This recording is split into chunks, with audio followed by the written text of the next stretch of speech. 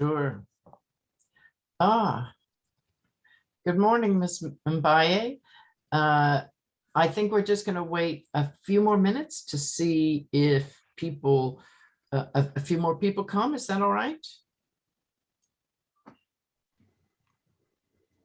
Yeah, that's fine.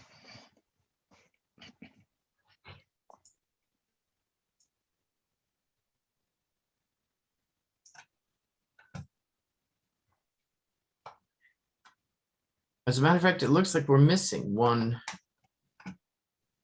You can't hear me? Oh dear, I'm so sorry. My mic is on. Others can hear me. I'm not sure what to say. Catherine, you can hear me, right? Yes, I can. You're audible. Because Dr. Mbaye just sent a note in the chat that she can't hear me. Maybe she managed to check her mic. Well, she's muted, but that doesn't explain why she can't hear me.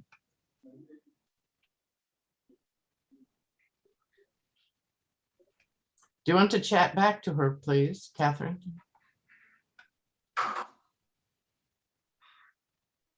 Or Bertha? I don't see that we have, by the way, I don't see that we have wisdom yet. Wisdom is not yet, actually it's not even in the waiting room. Let's just check. Wisdom is, pardon me? Yes, he's part of you. But he's coming, right? Yes, you'd confirmed he's coming. You're expecting him. Okay. We'll give him a minute.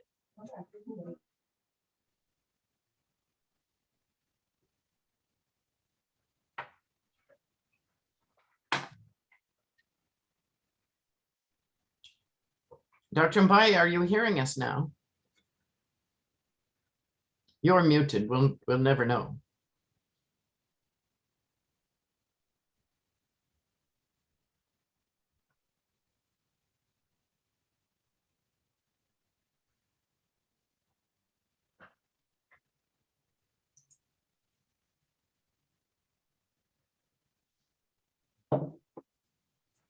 Linger, you cannot hear. The message says Dr. Mbaye cannot hear us. Yes. Please unmute, Linger. You are muted right now. Just unmute and we see if we can hear you. Why don't you put that in the chat, Theo? If she's not hearing us, maybe you could type that in the chat. Yeah, okay, yes.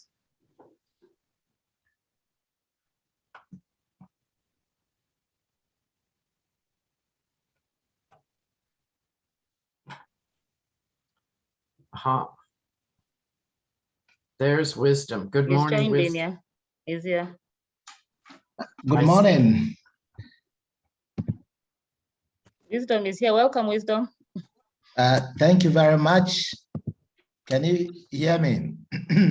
Perfectly. I was just going to wait a minute to let a few more people come in, and also to, I think Dr. Mbaye is having some problems with sound. Okay. Okay. Dr. Mbaye is still having problems with sound? Yeah, she will disconnect and reconnect again to see. Okay, perfect.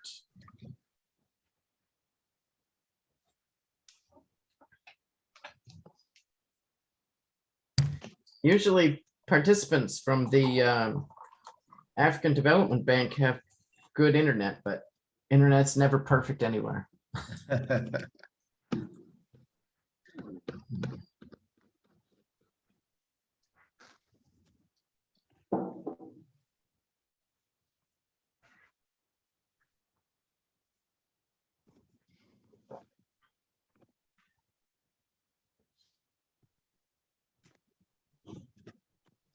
Wisdom, how are things in Ghana?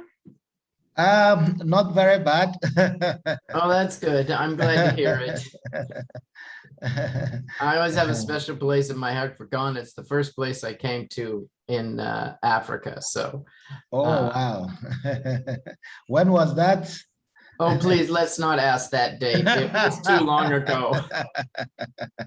Let's not ask that date. Okay. You see my gray hair? It was too long ago. But Ghana is a wonderful place now these days. That was when Ghana was just coming out of a difficult period. But okay. Ghana is a wonderful place these days, and we all wish you well. And yeah, and how are things in South Africa, Dr. Webster? They're a bit tense at the moment. Oh dear. Because we've just done something quite audacious. We've sentenced our past president, Jacob Zuma, to 15 months jail.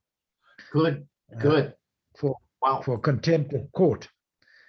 For contempt of court because he wouldn't show up for his hearing on corruption? Yes, and I think it's, it's asserted the rule of law and the Constitution, but it's obviously not taken kindly by his followers. And we also entered a rather tight lockdown as well because of the pandemic. So yeah, things are quite tight. I heard alcohol was outlawed at one point. I didn't know alcohol caused COVID. In the US, everybody's drinking, apparently, was drinking during the pandemic, and now we have to dry out. No, I think, we succeeded in doing what you tried a century ago in the United States, to impose a prohibition. It's not possible to buy alcohol or drink it.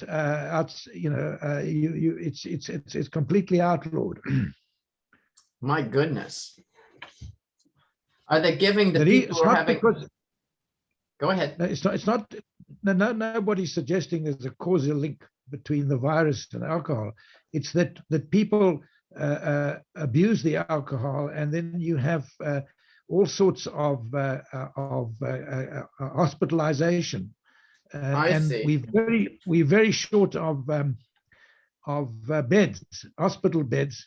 Sure. And here in Gauteng, one of our hospitals burnt down, so there's a massive shortage of hospitals. So the idea of prohibition is to try and keep people out of hospital. That sounds pretty extreme. As a California wine drinker, not having your glass of wine with dinner, it's a struggle.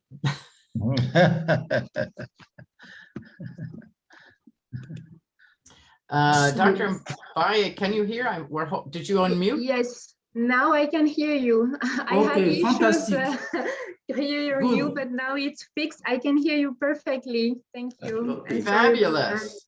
Fabulous. Thank you. I'm so happy. All right. Maybe we should go ahead and start then.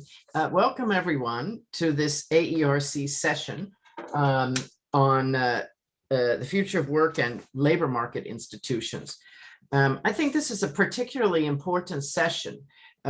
People may not think about how much the fourth industrial revolution and the associated technologies, building on the digital technologies of the third industrial revolution, can actually challenge labor market institutions.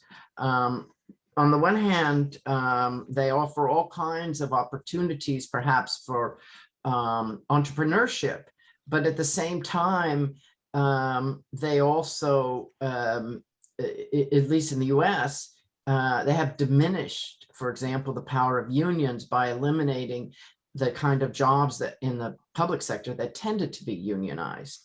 So I think I would start out by saying I think this question of voices from the South is especially important. And I say that because I myself have done some work on the future of work. My paper's on the Include website if you're interested. And if you read, for example, the Prosperity Commission report that was done through Oxford several years ago, you see that the issues are completely different. What everybody talks about in the West, about the elimination of jobs and how we should just give everybody a basic income and then they won't have to work and everybody will be happy. Well, whether that's possible in the West is debatable. What we know is it's not possible, obviously, in the global South. people are going to have to make a living. So the question is, how are they going to make a living, and how can we help improve the quality of employment in the global South? Can the fourth industrial revolution improve the quality of employment in the global South? And what's the role of policies and collective action and other labor market institutions in achieving that? So today we have a very distinguished panel. I'm happy to introduce to you. Our first panelist is Professor Edward Webster, and he's a distinguished professor in the Southern Center for Inequality and founder of the Society Work and Development Institute for Studies at the University of Witwatersrand. I hope I said that right.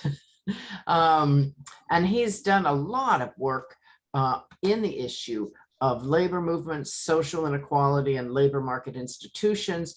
And he's currently completing a book on work inequality in the digital age, a global South perspective.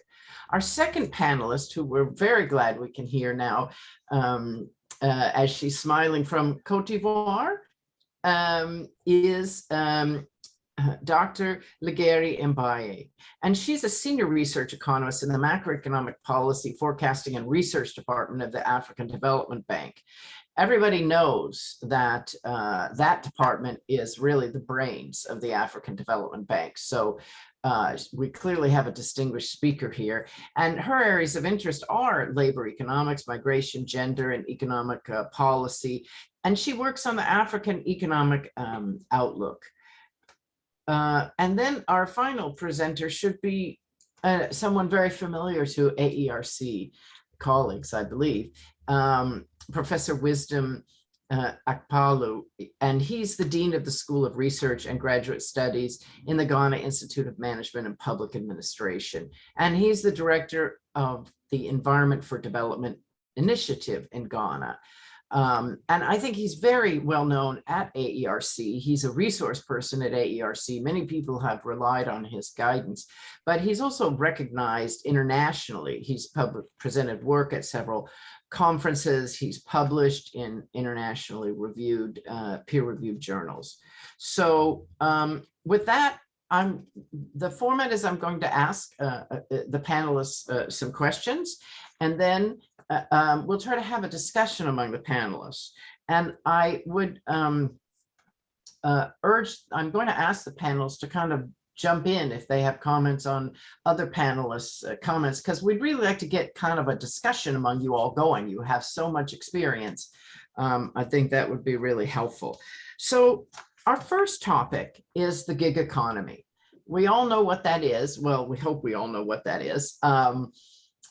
It's basically people working on platforms or doing work that's commissioned off of platforms. The most famous platform, I think, is Amazon's Mechanical Turk, but there are other platforms as well. But also the other famous aspect of the gig economy is, of course, Uber and car drivers. But the gig economy includes a lot of other things too. It's how people might commission work from independent contractors.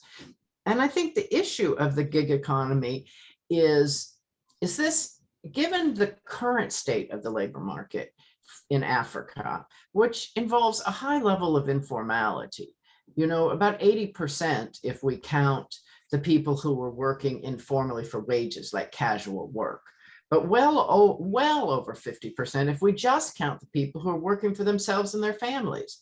And so the question is the gig economy, does it hold the potential, these digital platforms, of improving work for people working in the informal sector or not? And if it does hold the potential, what's needed to make sure that potential is realized? We'll start with Dr. Webster, please. Well, thank you, Professor Fox.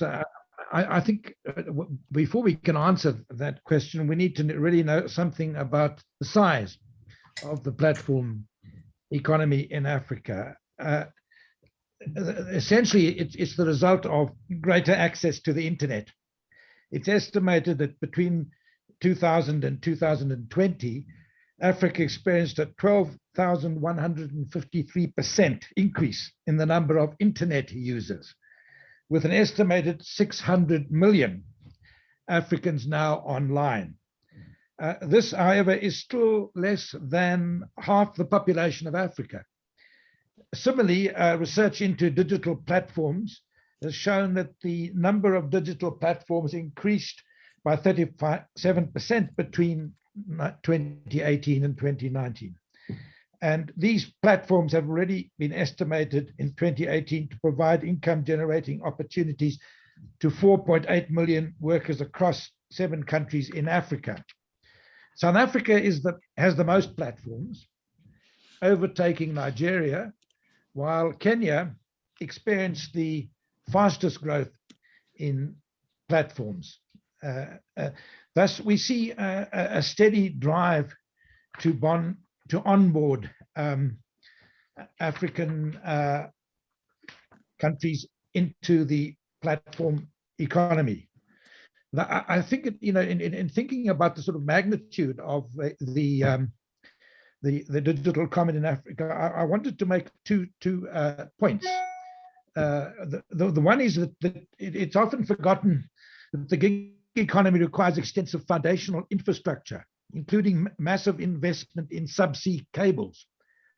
In 2019, the World Bank estimated that the infrastructure investment needed in Africa to achieve universal access is $100 billion US.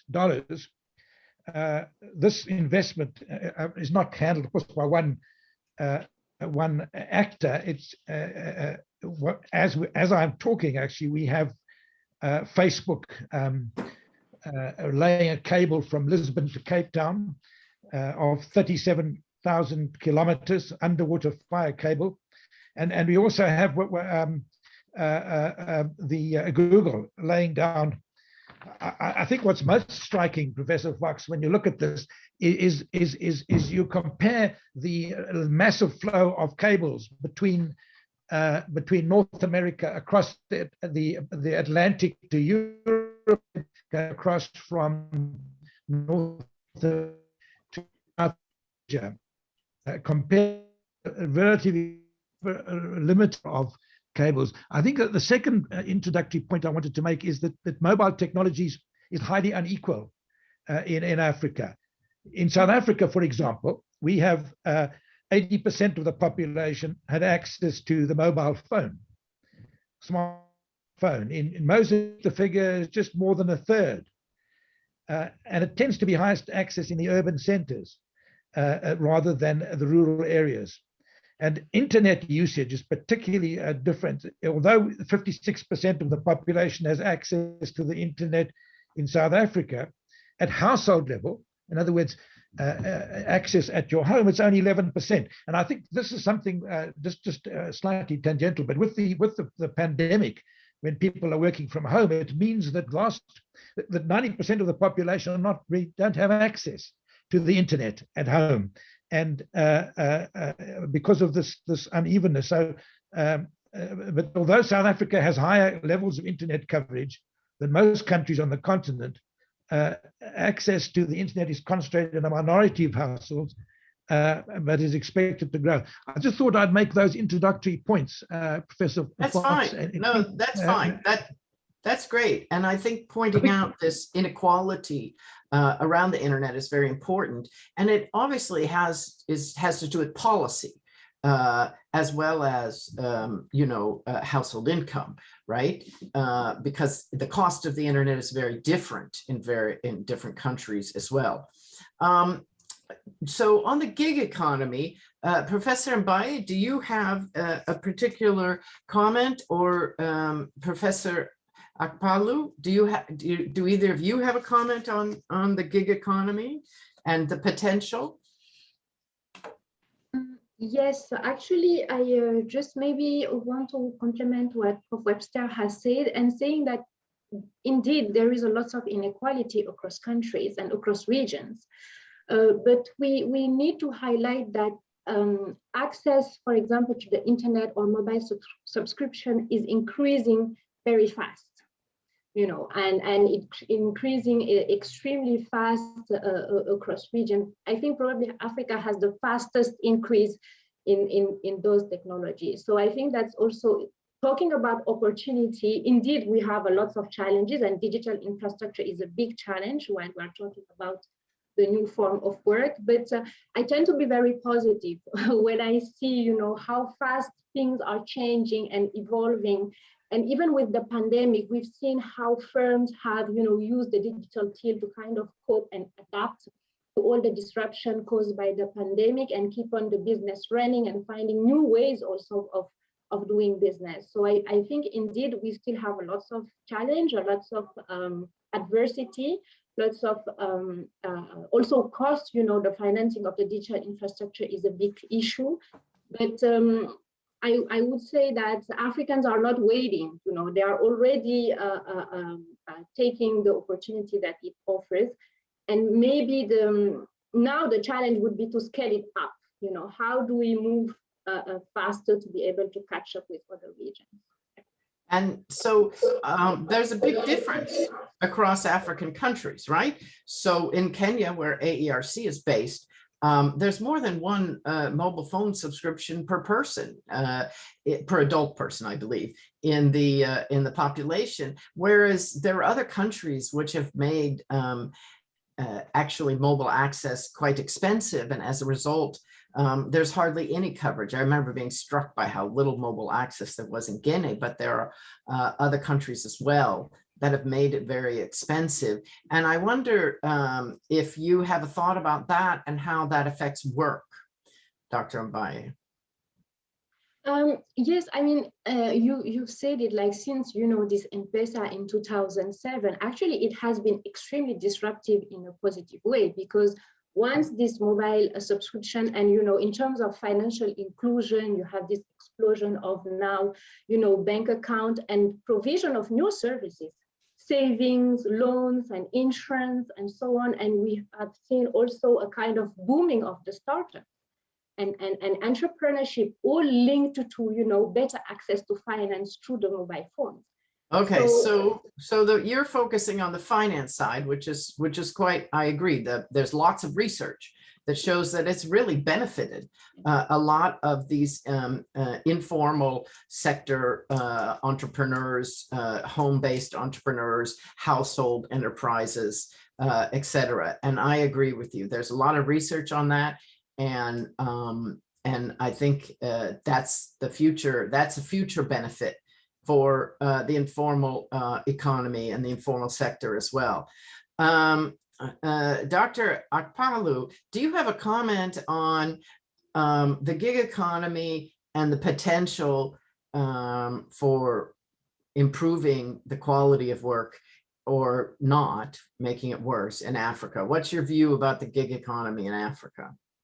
Thank you very much. First of all, I think I would like to associate myself with the earlier comments that were made, that I foresee, or I acknowledge challenges, that there are inequalities when it comes to especially access to internet services across countries, even across space within the same country. Sometimes rural areas are less connected than urban centers and all that. But I also want to just draw the attention to the fact that the situation has improved drastically over time. The gig economy per se may not, I think it is good to look at the gig economy, but maybe it's also even better to look at the overall benefit of ICT in general, because if we look at the use of mobile phone devices, for example, we can see that there has been a drastic improvement over the years. As of 2017, there are about over 90% of the population within the continent have access to handheld devices, mobile devices that they can use for financial transactions and all that. So the gig economy is very important. I believe it is growing over time. We have, if you take Ghana, for example, we have a tremendous increase in the number of jobs that are created within that economy over the years. But I believe that with the fact that prices of mobile handheld devices declining over time, and then internet access also improving over time, this will get bigger. Given that there are improvements in the infrastructure, this will improve drastically as time goes on. So there are potentials within the sector. Okay, the research that I've read seems to suggest that the gig economy on the whole is a benefit for low and lower middle income countries because it improves actually the quality of work. So for example, for taxi drivers, they are more secure in getting a payment, and the customers feel more secure using the taxis through the internet platform. So I think the research suggests that that aspect of it, that actually doesn't necessarily require an internet connection, right? It can be done through mobile connectivity because it doesn't take so much internet. And so the research has suggested that that has actually improved the situation. And that actually it's a benefit for things that it's a benefit for things like tourism. For example, tourism is obviously very depressed right now on the African continent, but if it comes back, it could be very helpful. On the other hand, there seems to be some evidence that, these platforms like the Mechanical Turk, where people just do short jobs, where they advertise for people to do short, brief jobs that can be done on the internet, translation, editing, whatever. Sometimes there's some complaints about people not being paid. It's an international platform often. Often it's people from the rich countries looking around the world for labor. And there's some complaints about people not being paid and not being able to make even the minimum wage. Many of those complaints about not being able to make the minimum wage come from richer countries that have a higher minimum wage. But I don't know if you've seen, for example, Professor Webster, if you've seen these kinds of abuses in South Africa, and whether you think the gig economy on the whole has helped South African labor. Thank you.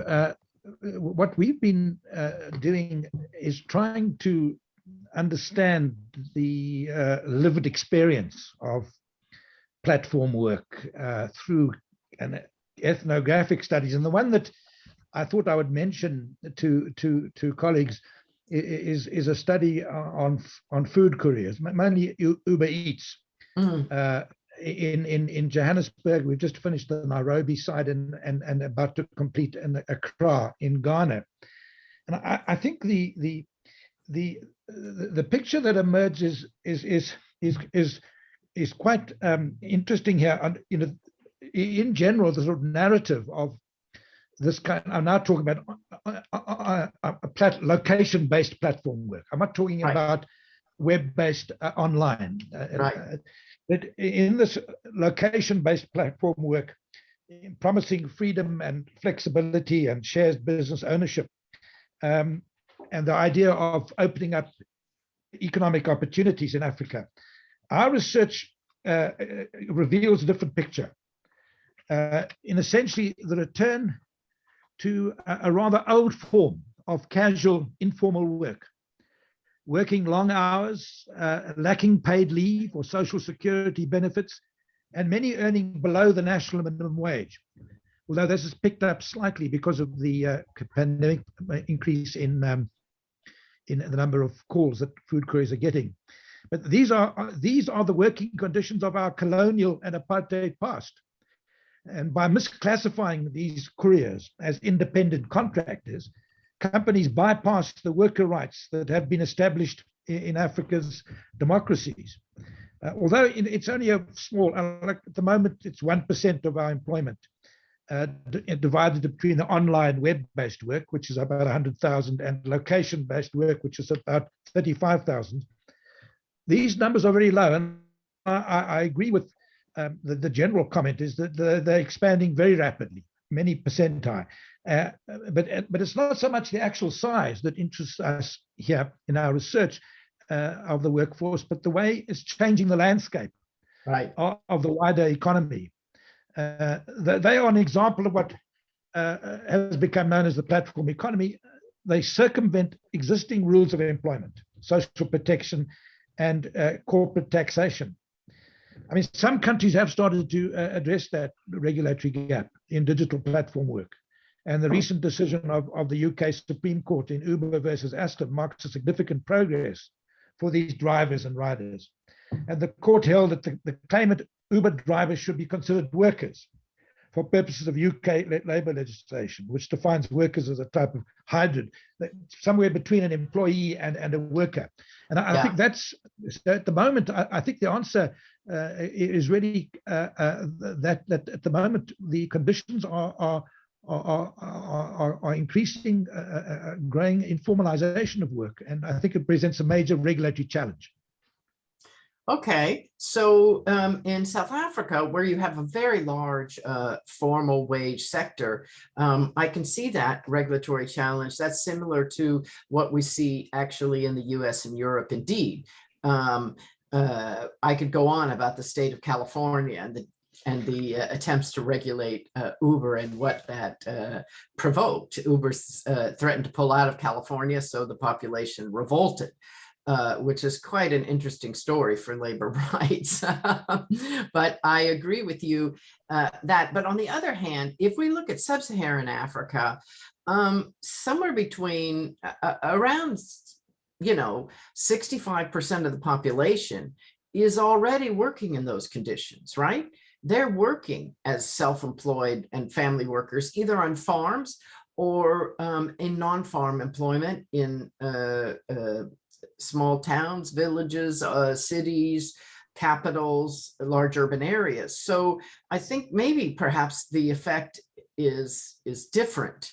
But again, the question is the effect positive, and what is the role of, say, collective action in improving the conditions of work? Dr. Mbaye, do you have thoughts about that? Yeah, I think really you're right to highlight again that, many Africans are already having poor working and living condition, and then that there is a challenge that we use this digitalization and this post-industrial revolution to kind of improve this working condition, and maybe in the agriculture sector have, reduced the transaction costs and so on. But I just would like to maybe highlight the fact that the pandemic has also reshuffled the game, I would say, because we are now faced with 30 million job lost. So, and of course, 20 million job loss in all of 30, Africa. We could, yeah. I mean, we have estimated in the AEO that the potential effect of the pandemic in terms of job loss could reach 30 million jobs. Indeed, that's Goodness. And the thing is, and you've mentioned it in your introduction, that actually the real problem of Africa, it's not unemployment in itself, it's low employment quality, right? And that brings us to the issue of informality again. What do you do when you have 90% of African jobs in the informal sector? And how are you going to factor in technological change in this condition? And I think it's these are things we all know, but I think it's always good to remind people that indeed informality is the default sector for most of the workers in Africa. And it's one of the main features of Africa's labor market. And this is particularly true indeed for people in rural areas, in remote areas, those with lower level of education, women. We have to highlight the gender aspect of it, because we Absolutely. have more women, yes, that evolved in that sector than men. And really, I think spending time to understand the root cause of informality is really necessary to be able to address it, and to be able to address the cost, the risk associated with it, and how we are going to factor in technological change again, while having this main feature of the African labor market. And I think that it's not a luxury to go back to the root causes, because it's a complex matter, right? There is not a single cause of informality. Maybe if we want to be quick and summarize it, we would say that, you know, it's the result of lack of economic development, of course, and governance issue, because you have this low level productivity of workers and firms, which itself is due to the low and physical human capital. Some social demographics maybe with a high young population, high rural population. And then we may think that if we reduce informality, then we would increase productivity. So maybe if we factor in technological change, that could help have a higher productivity and then more formalization. And you also have the issue of poor governance, right? Because the private sector is basically kind of reacting to some overregulation or inefficiencies going on in the society, and that the cost of complying basically to regulation for those firms or for those workers would exceed, if the cost exceeds the benefits, then that would lead them to prefer evolving in the informal sector. Yes, of course. Of course, that's true. The issue of the cost of compliance, and that affects not just overall the firm's labor policies and whether the firm hires formally or informally. It affects overall firm creation. I must say my own research and the research of Laporte and Schleifer suggests that one of the main determinants of informality is really level of development in a sense, and it's the growth of the labor. So if you think about the least developed country in the world, like it's some island where everybody's in subsistence and everybody's informal, right? And formality increases as firms are created, and then firms create jobs, right?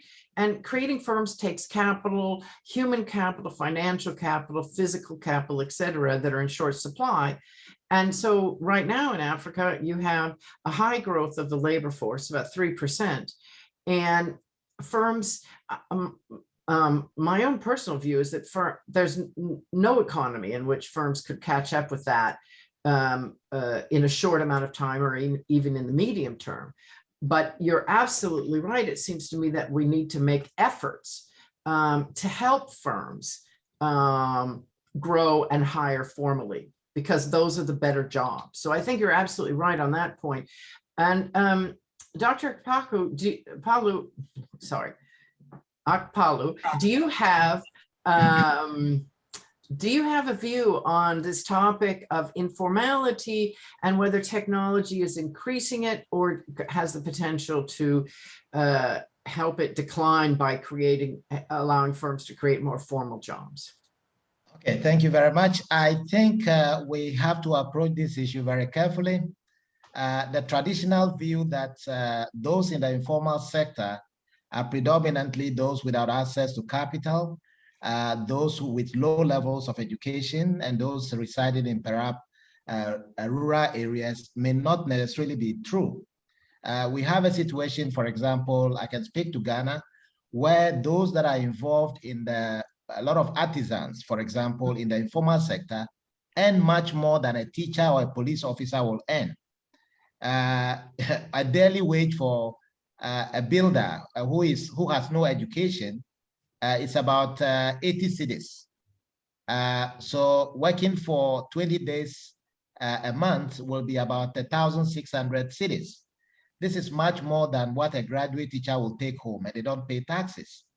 So some choose to be in the informal sector just because it is beneficial to be in the informal sector. It is all about, I mean, there are also situations, of course, for those who are not managing or doing their own businesses, who have to work for other people. They may prefer to be in the formal sector because it's more secured, there is job security and all that.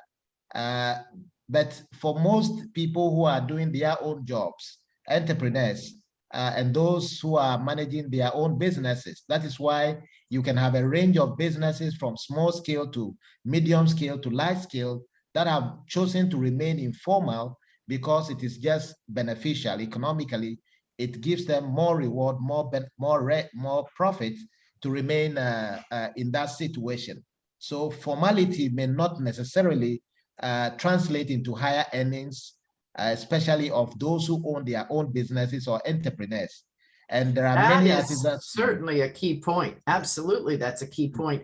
And that flexibility also of setting your own schedule has often ethnographic research suggests that has often been a benefit for women, as you mentioned, Dr. Mbaye. Do you have a comment on that? Yes, I would like to, because I was saying, going to jump to that side, that indeed, actually, there is a challenge, and the challenge is because moving from informality to formality may not be enough, actually, to significantly reduce poverty and improve living conditions. It's not because that we will have a lower informal sector that productivity would jump and wages would jump and poverty would decrease and so on. Because even if informality has cost, it is not clear that formalization would boost productivity because of all the challenges firms have while they evolve in the informal sector, the governance challenges, all the business obstacles, access to power, and so on. So they would be saying, and even the social protection, actually, that Wisdom has mentioned. If you look at the social context in Africa, you have many people that rely on family and relatives in terms of social protection mechanism. And you have the solidarity mechanism that you would, afford for your family and relative when they face a shock, exactly. And then they will do the same for you.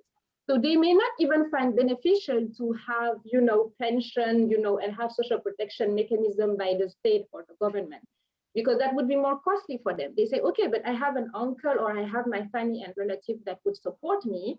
Why would I pay for something that would probably even be lower than what I can get from my family benefits? So yeah. It's indeed extremely complex. However, that being said, it's important to highlight that indeed informality would provide jobs to people that would be unemployed otherwise. And that I was following one of the sessions yesterday, and one of the speakers was highlighting that there is innovation in the informal sector, right? You have many African firms that introduce, if we measure innovation not throughout R&D expenditure or patents, and if you use like this firm level data and you look at introduction of new products, services, and process, you see that in countries like Rwanda or Kenya, more than 80% of firms are innovating, but these are not captured, and you have some kind of distortion of the actual innovation or actual creativity also going on in the informal sector. So I think really it's with these pros and cons, we have indeed to be careful to not say that we reduce informality at all costs, because otherwise that could lead to more unemployment, more poverty, more social tension, and this is of course less optimal, right, than having people working in the informal sector. However, sure. At the same time, why we improve working conditions for people in the informal sector, it's also important to promote formalization. It's important to do both and promote formalization by paying attention to not have the associated risk, I would say, of decreasing informality. And you said it, Professor Fox, this means more flexibility, access to tailored social protection, I would say, better earnings and effective regulatory framework, so people would not pay too many taxes. And I'm thinking of micro enterprises, for example, that this tax issue is a matter and has to be taken into account depending on the size of the firms, and so on and so forth. Good, excellent. So, Dr. Webster, I'd like to come back to you and the situation of South Africa. South Africa, unlike much of the rest of sub-Saharan Africa, has high levels of unemployment. So in that case, people have chosen to be unemployed, or are, maybe that's not a choice, they are unemployed because opportunities in the informal sector aren't there, or they're not good enough because for them to live off of. and they don't have an informal safety net, so they have to, and they do rely on the safety net of the state, and the state can afford to provide that safety net in terms of some support for the unemployed. Now, do you think that the fourth industrial revolution technology, and I'm including digital technology, but also other aspects of it, automation, robots, drones, the Internet of Things, all of the new technologies that businesses are using these days to become more productive, will that be adopted in South Africa? And if adopted, will it help reduce unemployment, or will it make unemployment worse? What's your perspective on this topic? Okay, that's a tough one. Why should I ask you an easy question? Well, I found I'd like to take us back to the concept note that was circulated for this session, and I think they in the note they make that distinction between short-term, I think they call it frictions. Some would call it exploitation. The sort of short-term disruption of Right. technology as against the long-term gains of productivity that inevitably follow technology, new technology. And I think the challenge that it presents to us is how to deal with the sort of dynamics of the short term, which is what you're focusing on here. In the low wages, the long working hours, the risk, the precariousness of informality. How do we manage that, and a longer term vision of where we'd like to, what kind of pathway would we like to go in Africa? And I think that the research seems to suggest that it's vital that we lay down some kind of regulatory framework in that early phase. And I think in some of the research I've seen is that new technology creates opportunities for entry points that actually facilitate social protection. They simplify registration, for example, and they could, in fact, through technology, support compliance and with the laws and so on. In other words, the technology could be a way of facilitating a trend to what some people call e-formality. And I think that that's what I think that's where I think we would have to see this as a long-term process, where there's going to be pain in the short term, and I think that's what we're experiencing at the moment. We are opening up opportunities for digital work in South Africa. As I mentioned, only 1% of employment at the moment, but the long-term vision would seem to me to be some kind of digital social compact where you start to actually draw in the active participation of platform workers and their organizations. I think what is central here is that we need national policies that include legislation to protect workers, not only at the national level, but at the global level as well. So this I think this is our thinking really is an optimistic path of opening up the possibility of the extension of labor and social protections to informalized workers. So it's not a question of stopping informal work. It's an entry point into it, but it's a phased process where over time, by drawing in a social dialogue with all the relevant stakeholders. I think that this must include the digital labor platforms, the workers themselves, their representatives, and governments. And I think that in this sense, it's maybe the way I would trying to think about it is this idea of distinction between the short-term pain and the long-term gain. Put it simply. That's great. Dr. Webster, I was just wondering, I want to come back to you. How are informal gig workers and platform workers and people working in the digital economy as self-employed or dependent contractors, as the ILO now calls them, which is a very nice category of employment status, I must say. I think that was a reform 5 years ago, which makes a big difference. Anyway, how can they be represented at the policy table? I mean, it's obvious how firms are represented. It's obvious how workers in firms are represented. It may be obvious how farmers are represented, but how can this group be represented? Well, that's a very interesting question, and is a subject of work I'm doing with the ILO at the moment about representation in the informal economy. That's the question you're asking, representation in the informal economy. And it's, I think what's happening, well, two things are happening. What we're finding amongst the platform workers, like these food couriers, is they actually come together through WhatsApp groups. They draw on the WhatsApp groups, and they create locally based WhatsApp groups that kind of they're not trade unions in the sense of that they membership of organizations, but they act as a kind of solidarity between them.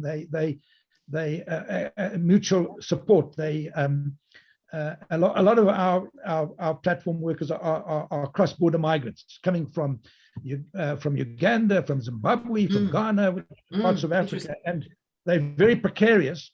And so they form themselves in nationally based groups. So you'll have the Ugandan WhatsApp group, and they provide support for each other with when accidents, because they're not covered by insurance. When somebody dies, that body has to be sent back to Uganda, whatever. So they are forming, let's call them, they're not traditional trade unions, but those I'd call them proto-bargaining. And the proto-bargaining, because they're short of collective bargaining, and they I would argue would be the nucleus of this kind of social dialogue process, a proto-bargaining. I think when it comes to like street traders, we've also seen the emergence of forums amongst street traders. They're but the real difficult question, Professor Fox, is that the ILO's concept and our normal concept is you have an employer and you have an employee. Exactly. The problem with the informal economy is the ambiguity of the situation. Many of our people in Africa are both employee and employer, in a sense that they are difficult to define in any clear way. But I think what's happening is that they are starting to organize themselves in a way and represent themselves through these what I'm calling proto bargaining groups. With street traders, of course, the counterpart, they don't have a counterpart. They don't have an employer. Right. Exactly. So how do we organize collective action and voice? No, it's quite straightforward. It's quite straightforward. We have the South African Informal Traders Association, and they negotiate with local government. Their counterpart is local government, is the city council. And the kinds of demands that they're coming up with are things around the right to be able to trade in certain areas, problem of harassment, police, and licensing. But your counterpart is not an employer. And I think the difficult question that we're dealing with, and it's a global question, and the ILO is grappling with it, is how do you define a collective bargaining situation where you don't have a formal employer? Can the local government be a counterpart? Could that you define that? Now WeGo, I don't know if you know WeGo. I know WeGo very well. We're good friends. WeGo, Women in Employment Informal Organizing globally, they're one step ahead here of the ILO, because they are saying any negotiation between a group of people, self-employed or entrepreneurs, and a counterpart, whatever that counterpart is, whether it's the local government or whatever, that constitutes bargaining. That's bargaining, and I think that's the direction we're going to have to go, because I think the African labor market has certain distinct features, as my colleagues have been pointing out, the high level of self-employment and this ambiguous status. But I mean, generally, I'm not comfortable with the categorization of dependent contractor when it comes to these platform workers, because I think they're actually de facto employees or workers, because they under although it's driven by the algorithm, but Uber essentially is the algorithm is giving them instructions, is telling them where to go, where to sell their product, how much they get for the product. So in terms of our law, labor law, they're employees or workers. That is like such, as I said, as a Californian, I find that such an interesting discussion, because California tried to legislate that they were employees, and Uber threatened to pull out of California. The platforms threatened to pull out of California. And it also kind of the legislation ended up trapping a lot of other independent workers, like independent journalists or other independent contractors. And so as a result, other legislation came in place that said, no, they're not employees. And actually, 4 out of 5 of the drivers for these platforms supported that legislation because they wanted the flexibility.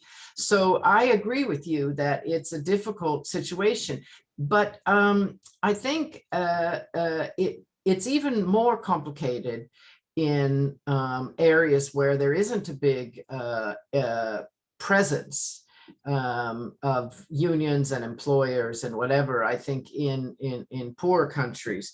But I would like to come to you, Professor Akpalu, on this question, because Ghana is one of the countries that has really incorporated informal workers and street traders, etc., into your union structure.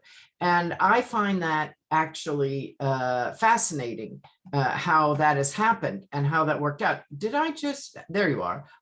You switched places on my screen and I thought maybe I lost you, Wisdom. But would you like to comment on how you see this from a Ghanaian perspective, how you see this problem of voice for informal workers, especially in the context of this new technology? Thank you very much. I think, first of all, we have to acknowledge the fact that informality cuts across all sizes of businesses. And then informality somehow gets associated with illegality because ideally you have a size that you should have formalized, you should have registered. So there is some element of illegality that is associated with informality, especially if the businesses are big enough.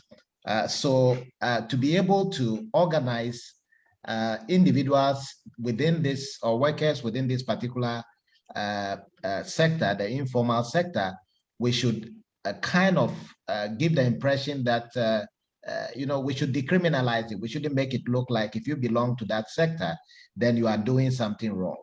And as I've indicated, not everyone or not all entrepreneurs or businesses wants to formalize. So if they remain informal, they have to be recognized. The minimum wage in Ghana now, for example, is about, less than 12 Ghana cedis. Then a bricklayer takes 80 Ghana cedis, so working just for a day. So he is earning more than maybe 5 times the minimum wage. So he wouldn't like to work in a formal work. He would rather like to remain in an informal setting or work as an informal or a gig employee to be able to obtain derive this huge benefits. So there should be a process to it, and that process requires that we should recognize what they do. Then when we recognize what they do, we will be in a position to now bring them together through the associations. Most of them, as indicated by the earlier speaker, most of them already are into some form of loose associations. They have leaders that they communicate. They actually, they have leadership type of they have some type of management or leadership organizations that you can talk to. For example, if I'm interested in talking to, let's say, tilers associations now in some communities, they will point me to some individuals who are kind of like some loose leaders that oversee their welfare. So if you work through those leaderships, you should be able to bring them together and give them the impression that they are not doing something wrong, they are recognized, because it is obviously a process. Even for those who decide to eventually get formalized, starting a business and formalizing it at the beginning is very costly. Because of the complexities involved in registering businesses, the corruptions, and all the issues involved, the bureaucracy makes it almost impossible for one to register a business before he starts the business. Right. So most people will first start a business, grow it up to a certain point, and then decide whether they want to formalize it if they realize that formalizing it will let them gain some benefits or will bring them some net benefits. And some of them will decide to remain not formalized for an extended period. So we allow them that pathway where they start as informal businesses, grow to a certain stage where they are now grounded, find a way of and then, of course, as I said, they are always into some form of association, then try to encourage them to formalize through those associations. I think it works better through that channel. Yeah, Yes. my own research suggests that actually Ghana provides a good channels for voice at the local district level as well, Yes. which is maybe an innovation that other countries could emulate. We discussed that in our research published in 2014, how important that was. Dr. Mbai, last question before we open for questions. We have a lot of people who've been waiting patiently. I just want to say to the people who are waiting patiently, you may raise your hand in a minute, or you may, if you wish, you may put questions in the chat, and we can, and then I can read them out, whichever you prefer. But so while people are thinking of their questions for this very distinguished panel who's been sharing a lot of interesting thoughts, I want to come to you, Dr. Mbai, with just your final thoughts that you want, your thoughts, not final thoughts, because you're going to get lots of questions, but your thoughts, which you'd like to share about the question of wider earnings and income inequality from digitization and the fourth industrial revolution more broadly, including robotics, et cetera. That's definitely been the fear and the discussion in the US and in Europe. I know you're familiar with the work of Darren Acemoglu, who's researched that, and Pascal Restrepo, who have researched that a lot. But I haven't, I think the research on that in Africa is at best speculative.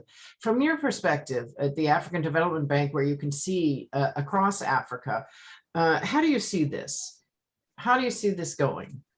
Yeah, indeed, it's another tough one. I think, as you said, it's easier, for a developed country to kind of have an exact, probably, or very close estimate of what technological disruption could cause in terms of job loss, which sector would be the most affected one, and so on.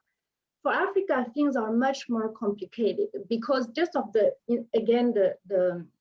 structure of our labor market that we spend the first hour discussing. And what we could say, however, is that it's still speculative, but if we look at, as across Africa and what's going on the continent, we have challenges and opportunities that this poses.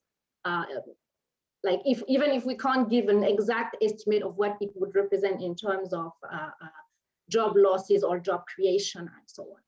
On the challenges side, to be quick, of course, we have issues of skills, and we haven't talked about it much, but I'm sure that there will be questions around that. And skills, basically, the lack of skills to meet the labor demand, for technological. And Africa has really this issue to absorb and utilize key technology because of this lack of skills.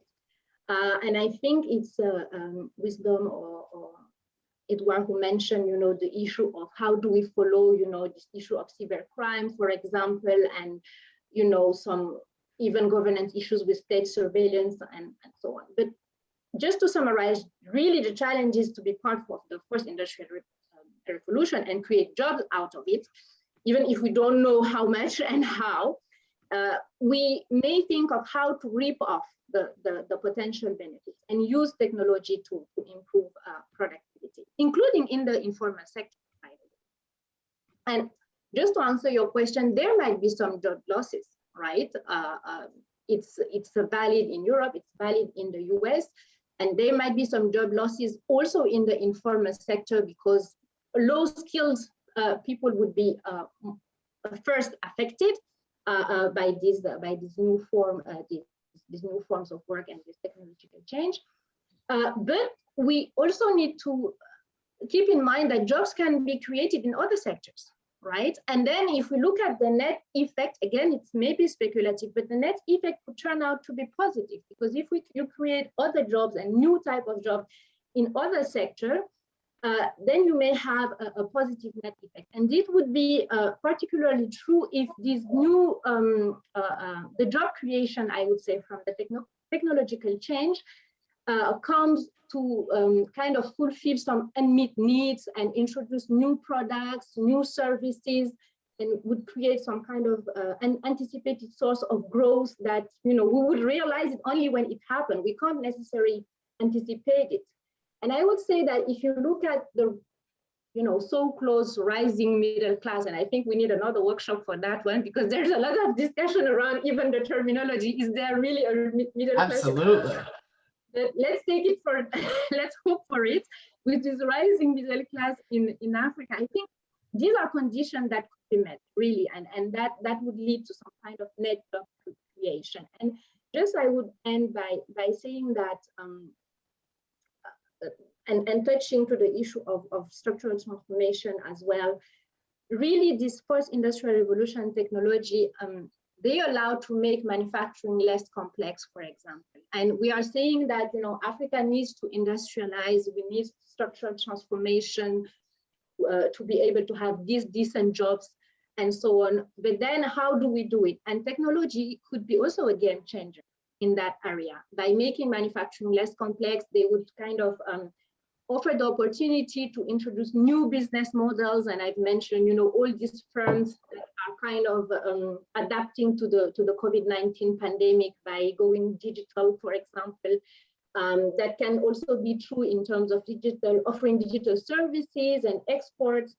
And really, again, given the context of rising urbanization, the demography with all these young people that are very much interested in this kind of technological evolution, there is a chance, hopefully, for some small scale manufacturing in Africa, and allowing this small scale manufacturing to become more competitive and more efficient, just with the use of technology. And I think all of this taken together, we may have some net job creation out of it.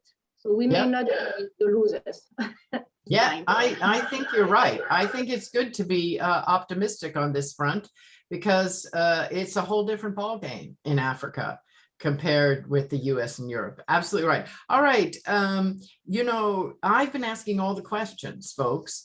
And I would like to see some hands or some, good, there's a question in the chat for the panelists, because I'm sure they have stimulated some questions among you. Panelists, the first question is on platform work. How can developing countries coordinate efforts to require minimum standards of work? If negotiated at local levels, it looks like the platform always has the big bargaining power because they can threaten to leave. And that's exactly what they did in California when we tried to regulate it at a state level as opposed to a national level. So I wonder if any of you have thoughts about this at all. Among the panelists. Is there anything you'd like to say about this issue? I think, Dr. Webster, you've already said a lot, but maybe you have something to add, and others may have something to add as well.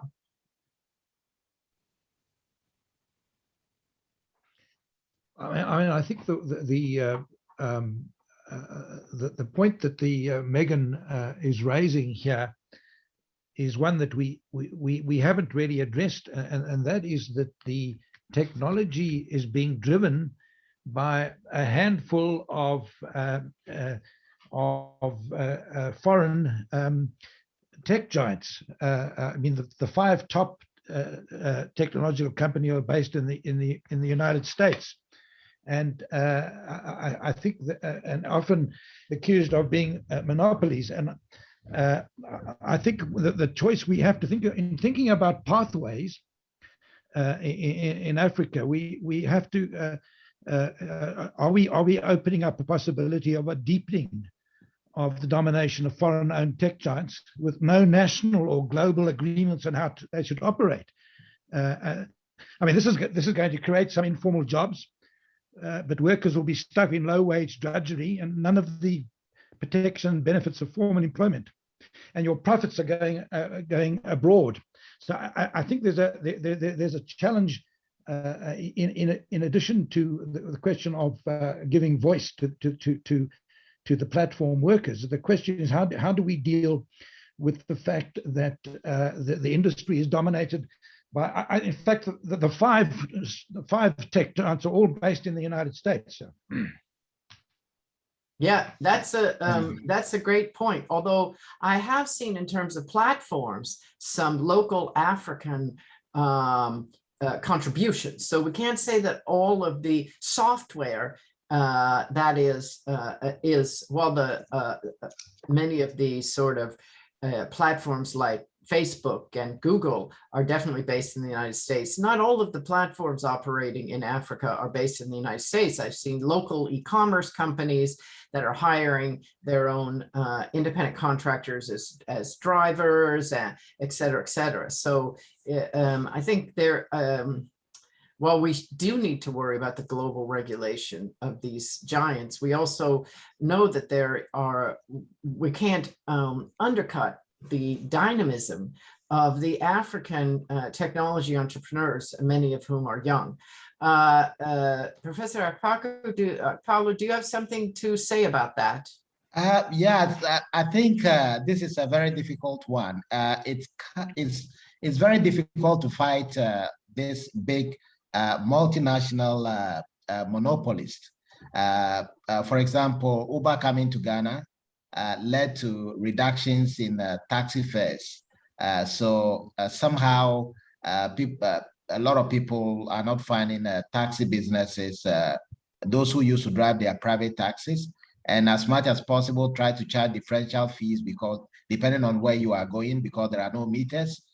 Right now, for you to take a taxi, you have to compare the price with a price of an Uber, or so that actually has perhaps reduced their earnings and profitability of the business, and perhaps have even driven some people out of business.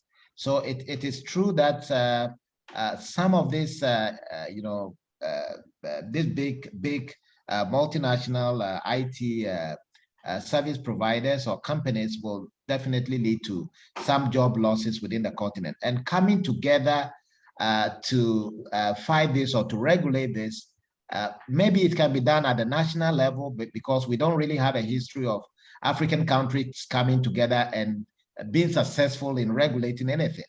We still take 5% when they come to extract our gold as royalties. So what have we been successful at actually coordinating and doing? So I'm not very optimistic that we can do that at a sub-regional level or multinational level, but perhaps a country can just say, well, I don't want this to happen. This part of the profit should remain. And if that country is strong enough, it might be successful in doing that. But I don't see us coordinating effort in any successful way. Yep. Dr. Mbari, do you have a point about that? You work at a Pan-African institution. What do you think? Yeah, and of course I would be optimistic. I would be, and I mean, yeah, I mean it's a challenging one because of the size, of this company. But I think really fair regulation could be a starting point.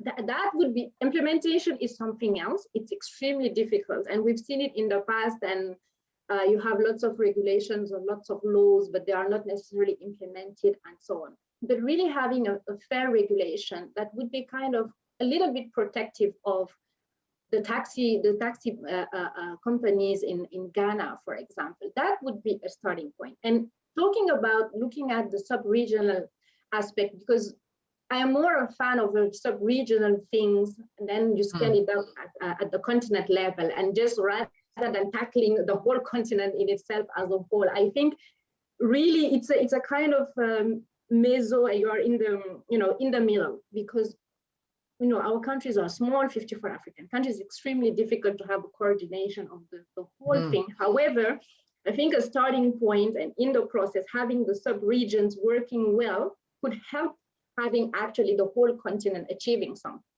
And with regard to this exact point and talking, I would take the example of regional integration.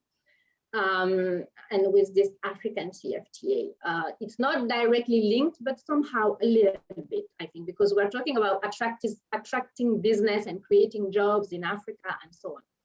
And why not thinking in the context of the framework of the African CFTA, having sub-regions that would discuss and start thinking of a regulation that would be valid in each sub-region, for example, before kind of scaling it, see if it works or not, and what are the bottlenecks and what prevents this from working, what prevents regulation from being implemented before taking it further to the scale of the continent. But I agree that it's a difficult one, and implementation is key. And we do have issues. We've signed protocols, we sign agreements. We do have issues with implementation. However, no kidding.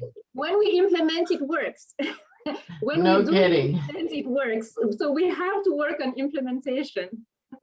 Yeah, well, I think that's an optimistic approach to this question.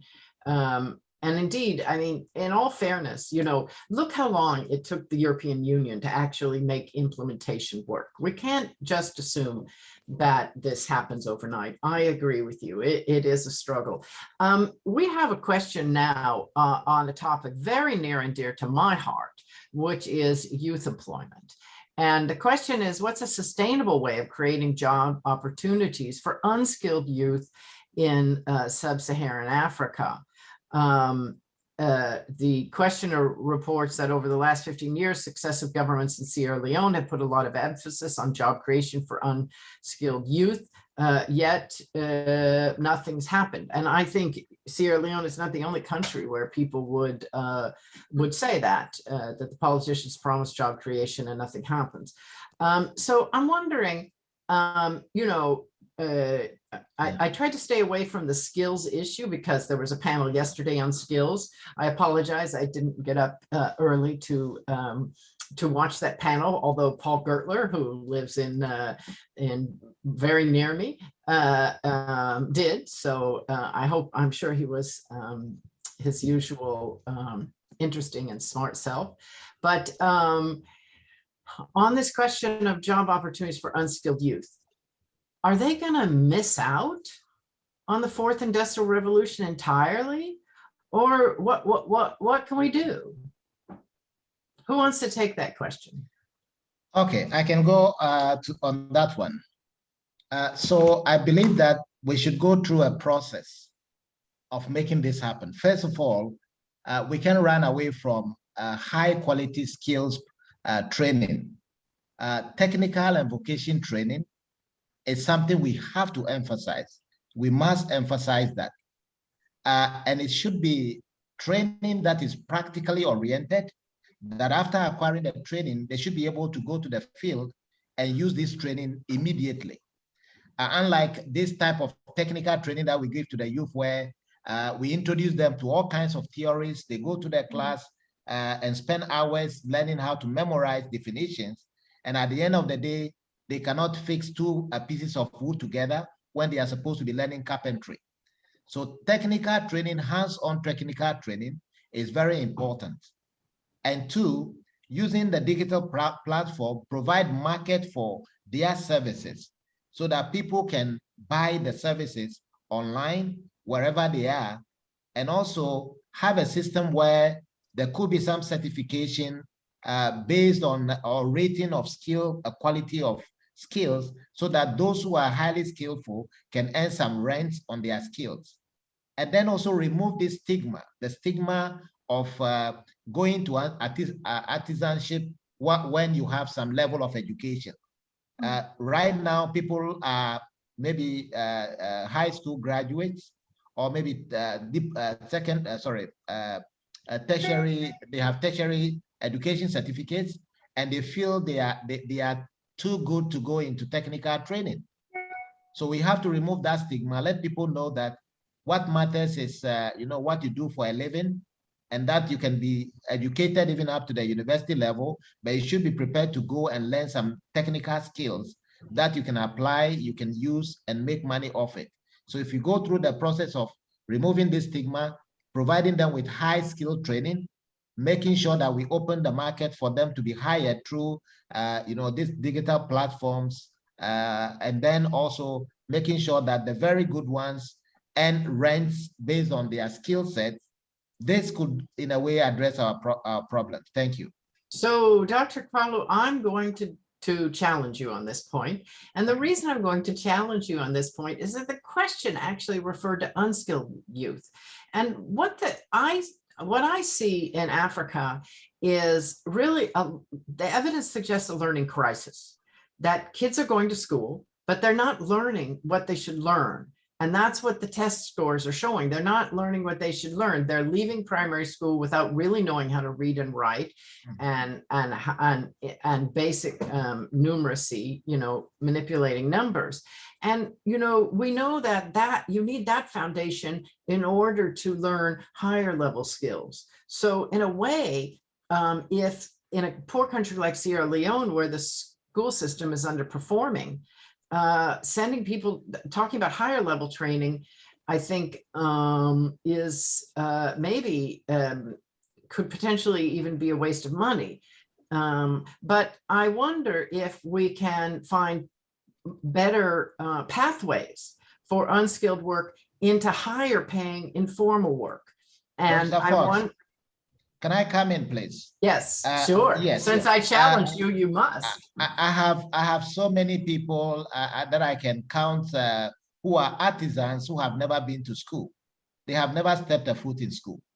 So I don't think that going through school to maybe high school or university level is necessary for you to learn how to lay tiles, or to learn how to do what we call POP, or to roof a house, these small houses that we're talking about on the continent. So you only need training on the jobs. So we can have all kinds of training. Part of the training could be in a classroom setting. Part of it could be on the job training. So it means we are really not fashioning out training that is actually useful for our youth, even regardless of their level of, formal education. There are so many things they can do. I think in most cases, we put the money where we put the money at the wrong places. Our trainings that we provide to our youth are not targeted. They are not hands-on training. And I believe that if we can do that kind of training, we can help to address much of the problems we have on the continent. That's certainly a fair point. That's certainly a fair point about reform of the training institutions and putting the money in the right place. That's a terrific point. And Professor Mbaye, do you have a comment about unskilled youth and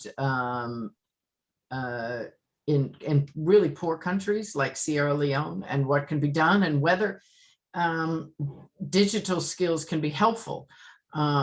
I know a lot of people are hoping that the digital revolution can provide new ways for people to learn skills, but that's kind of a dream, isn't it? What do you think?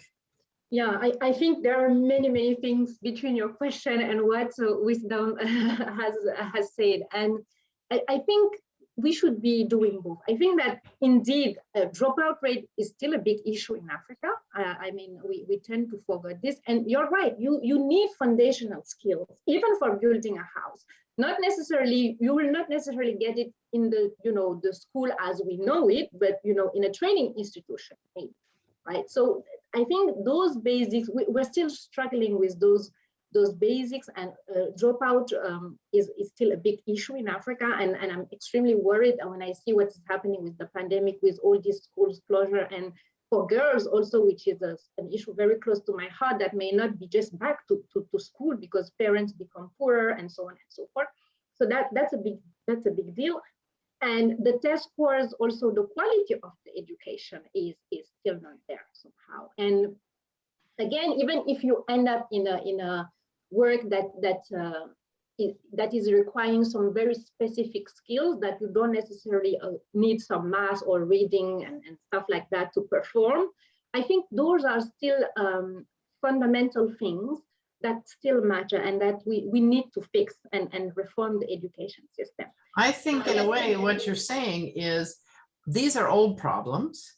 We need to fix them. And we don't need the digital revolution or the fourth industrial revolution to fix them.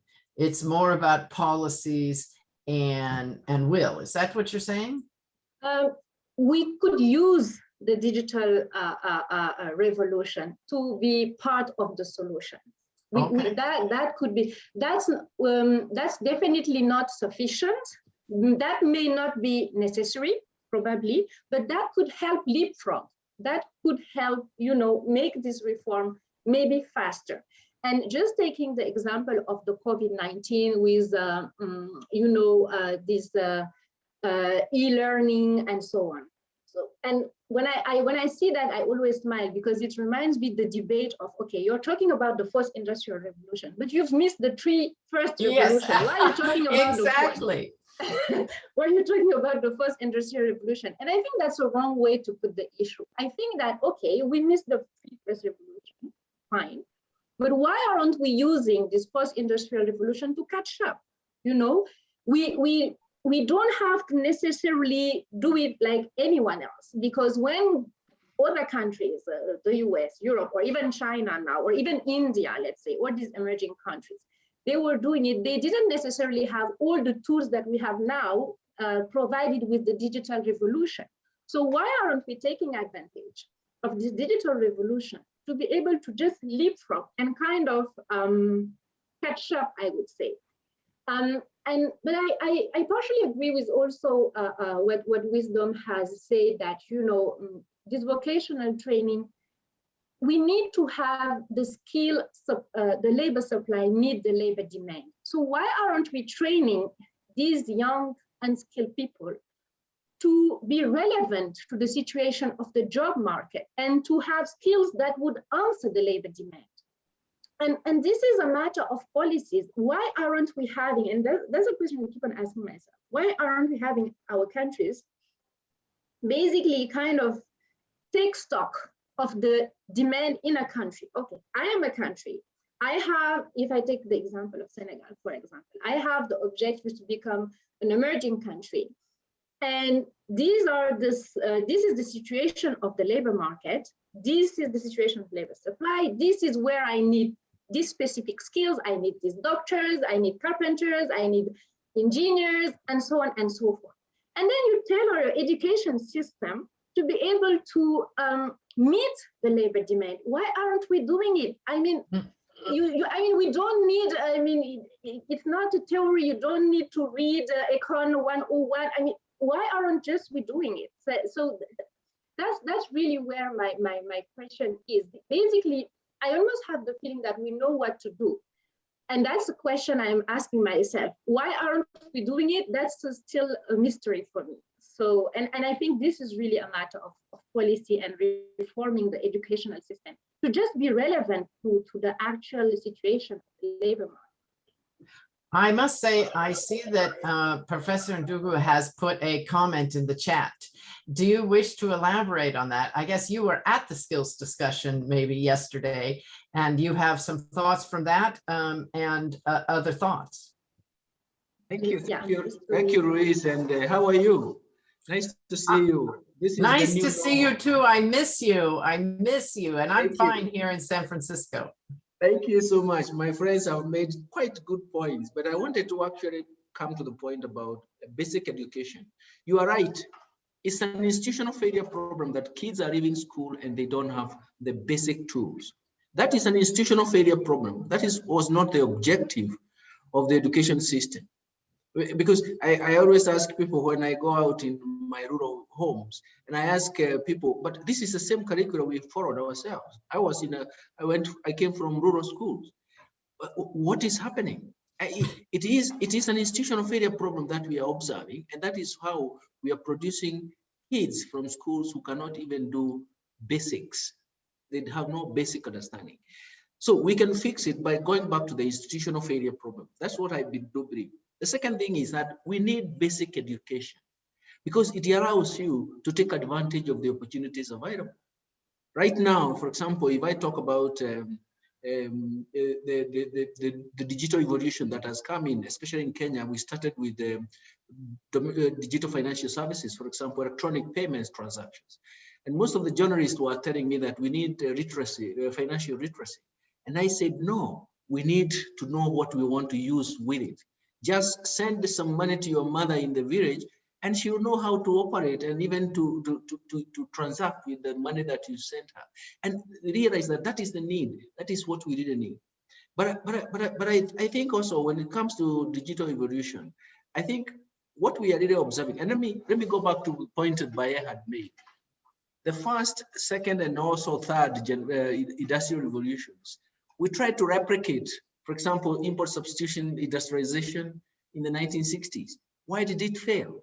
Because one, there's a coordination problem. Second, the capital accumulation requirement was not there. We were emphasizing capital intensive industries in a capital, should I say, poor countries. It can't work. Yes. We tried to replicate East Asian miracles. We can't, because essentially we cannot even develop our export sector. One, because of several inhibitions. In fact, let me call it just purely institutional failure problems, or even what I could call coordination failure problems. What we are really saying is that what we have seen is that everyone who is a participant in the market can actually navigate across sectors of the market using the digital space. You have seen fintech products that were coming up widely. So what we are really going to see is actually to force coordination, because you can navigate across segments of the market using your digital space. You can transact, for example, from the comfort of your house. You can pay wages across. You don't have to visit the bank. So essentially, what we are really saying is that we are seeing an advantage where we don't have to wait for a coordination to come to us. We actually force the market to behave the way we anticipate. And this is what we are really seeing as the industrial revolution that is going to help us overcome that. And because essentially, if you go back to the policies, you'll find that from the 60s, you look at any country, from the 60s to the current, you'll find that there were some ambitions about manufacturing value added. But if you plot any country outside South Africa, or any country in Africa, and you plot the manufacturing value added, you see a stagnation and decline. And yet, and if you also look at value addition, agricultural value addition, you might see some change, which is volatile. But the question is, why is this? What is the outcome of this? And this is where we are coming back to saying, look, let's repackage that history because it didn't work. Let's try to use another tool. We may use it to revisit the history, but more importantly, how do we coordinate the market? I think that's the point I was trying to make. So thank you very much, Luis. Sure, absolutely. I wonder, there's a number of comments about informality. And I think informality looks different from different places on the continent as well. Informality in South Africa is very different than informality in Ghana, which is very different than informality in Sierra Leone, which is the only way you can earn a living almost in a poor country like Sierra Leone. So I wonder if there was an interesting point that Pierre Mon made, which is which he says, if we consider that formalizing the informality is an endogenous choice, depending on costs and benefits, how can we decrease the costs and increase the benefits? And does digital technology help? I'm going to go around to all panel members and ask you that. So you all need to think a bit. And Professor Webster, I'm going to start with you. Okay, well, I mean, I think that digital technology is a potential entry point for unskilled workers. It could facilitate formalization. As I mentioned earlier, it makes registration easier. It allows for compliance through digital mechanisms. So I think it has a positive impact, but there may be worth making the distinction between digital device and digital knowledge. I mean, a digital device, having a tablet or having a cell phone, is different from digital knowledge. Digital knowledge is, how to use that device, how to accept and make or receive payments, for example, or how to accept work if you're involved as an entrepreneur. That digital knowledge is another dimension of accessing the economy, and it's possibly an area where obviously training is necessary. Could I just pick up? There was a very interesting discussion earlier about the idea of the fourth industrial revolution, some sort of a chronology, 1, 2, 3, 4. I mean, it's obvious that this doesn't fit Africa. That's not what's happened in Africa. And I think, to me, what we have is an uneven process. I mean, we have here in Johannesburg, we have highly automated mining taking place side by side with men and women going down the mine with ropes and hammers, almost like pre-colonial mining. So it's a very uneven process. And I mean, I think that in some ways, we have a massive electricity problem at the moment. And that's, if you like, the second industrial revolution. So I like the idea of the leapfrogging. I mean, that is, in a sense, maybe that's what digitalization offers us, is that an opportunity to leapfrog. Thank you. Okay, who's next? What about you, Wisdom? Are you ready? Yes, I'm ready. So I think Njuguna said something which I really want to reiterate, that institutional failures or low quality institution has to blame for some of the challenges we face when it comes to formalization. So how do we address this? It's quite a challenge. It's a systemic, bigger problem than we will anticipate or we can address here. So human-to-human contact, the complexities in registering your businesses, the fact that those working with some of these institutions will rather come to the businesses and take small monies in bribe, rather than encouraging them to even register, which is a failure of the institution. It's a contributing factor to people not even wanting to register, because it's better to pay some small monies in fine than to go and register with some huge amount of money and then be paying taxes. So reducing that human-to-human contact by making use of technology, where people can go online, register their businesses, and then receive reports and all that, would have addressed these issues. But that is if and only if the already low quality institution that is benefiting from these distortions will allow this process to go on. So there is one thing talking theory, that if we do this, it will work, than whether or not that will actually be done. And that has been the case in Ghana. We have very nice procedures and whatever written in the books, but it is never implemented, as Dr. Mbaye said, because of the fact that it benefits some segments of the population, and they will no longer continue to benefit if you roll that one out. And then so if you do that, it lowers the cost of registering businesses, and then the cost of doing, formalizing, and then also So it makes it easier for businesses to do that. And the other thing is whether we should even be formalizing at all. Should we be encouraging businesses, enterprises, especially small ones, to formalize? $1 in the hands of the businessman, which will be reinvested, isn't it much more beneficial than $1 in the hands of a predator who will then use it to finance personal, consumption through corruption? People don't want to pay these taxes because they believe that the monies are not going to be used for any good purpose. It's going to go to a private politician's pocket to finance conspicuous consumption. So should we even be talking about formalizing than allowing the dollar to be reinvested? You know, I'm definitely on board with that point for two reasons. I think sometimes people have the cart before the horse, right? That it's not that formalization makes people more productive. People become more productive, and then formalization makes sense. But I still think that the point about decreasing the costs and increasing the benefits makes sense. And WeGo, who Professor Webster mentioned, is a very important organization for informality, for the informal sector. And they've done a lot of work, and their answer is, wait a minute, formalization for who?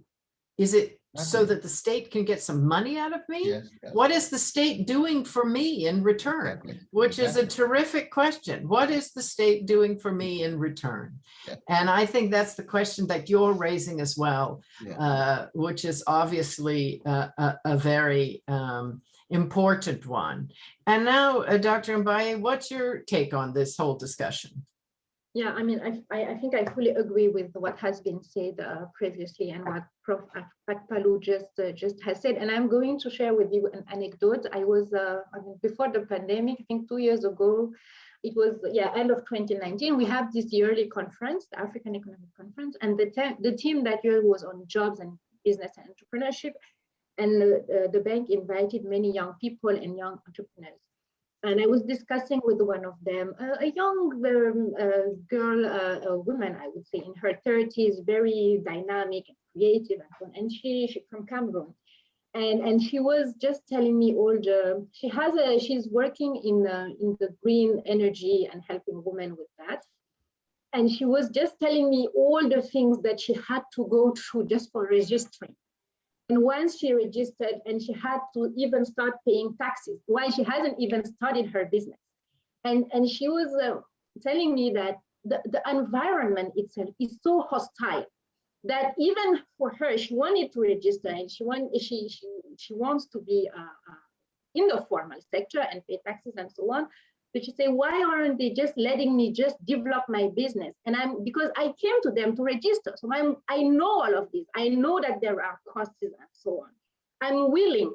So why are they discouraging me before I even start my activity? And I think she made the whole point, right? And we have this hostile environment for young people, entrepreneurs, that are they don't even consider it anymore. That's not, why am I formalizing? And then I mentioned earlier the issue of social protection, because that's one of the arguments. You can have some pension, you can have some, if you lost your activity and so on, you have some insurance mechanism and so on. But it's even not for them attractive enough, because they would still find it more costly than relying on family and friends, for example. So I think indeed this is really an institutional matter. I do think that formalization is important, but we should not do it at all costs. We really have to be careful and looking at the sectors and doing it wisely, and have it as a process, right? Have it as a process and helping young people with the skills, becoming more productive, and then help their business grow. Because if you have these small micro enterprises, and you burden them with taxes and so on, how they can grow and become major enterprises and be more productive and so on and so forth. So why aren't they letting the enterprise grow first and then take advantage of this true formalization and so on? So I think really, and again, make a good use of the taxes, of course. I mean, that's if you want people to pay taxes, use their taxes wisely, and they will be happy to pay, right? So maybe I'm never actually happy to pay taxes, I can tell you, but that's another story. You know, Ali Mbaye and Nancy Benjamin. Ali Mbaye is a big friend of AERC, of course, and is a fellow of mine at the Brookings Institute.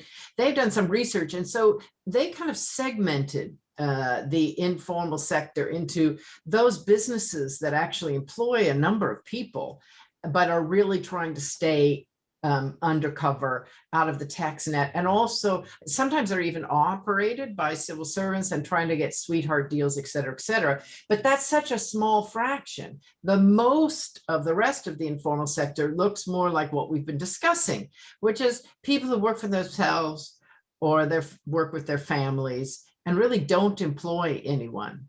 When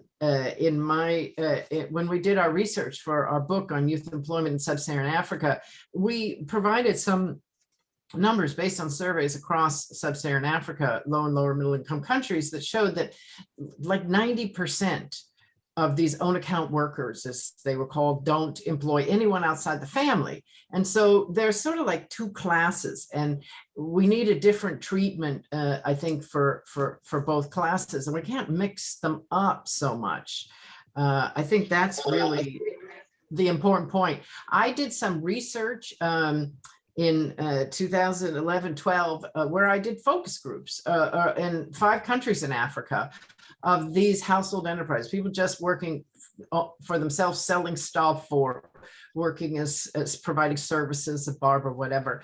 And it was quite interesting. I asked them how much they paid in fees and taxes, okay? And then the Ugandan Ministry of Finance at that time said, we need more revenue. Let's tax the informal sector. And I showed them as a percentage of income how much they were paying in fees and taxes at the local level. The response of the Ministry of Finance was quite interesting. They said, gee, I don't think this is showing up in any of the books they provide to us. I mean, maybe the money wasn't even getting into the coffers of the local government. We don't know, as you said. But it is kind of quite interesting that we shouldn't have the same perspective, I think, on everybody, right? And we need to let the small